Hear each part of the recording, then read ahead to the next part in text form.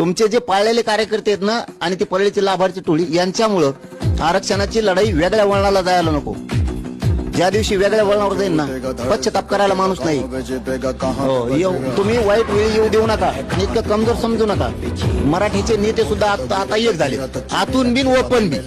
तुमच्या जर ह्या भाषा असतील तर त्यांनाही अस्तित्व टिकवायचं मराठ्यांचं. जेवढे मराठीचे नेते आहेत महाराष्ट्रात त्यांनाही जर लेखी बाळीबद्दल असं बोललं जाणार असलं तर त्यांनाही अस्तित्व टिकायचंय. आणि इज्जत आमच्यासाठी सगळ्यात महत्वाची. मग बाकी सगळ्या गोष्टी गेल्या तिकडे खड्ड्यात. आम्ही जशाला तसं उत्तर द्यायला मग उभा राहणार. मग ते विचार नाही करणार आम्ही की तिथं काय घडणार आहे आता. आणि मराठ्याचा नेताही विचार नाही करणार. त्या टायमाला तुम्हाला असं वाटलं की ऐकून घेत होते म्हणजे भेट नव्हती. ते संयमानं राज्य स्थिर राहावं म्हणून करत होते. आता यांचा आमच्या ज्यावेळेस इज्जतीपर्यंत हात जाईल त्यावेळेस मराठी सुद्धा कवा तुकडा पाडते ना कळून बी देणार.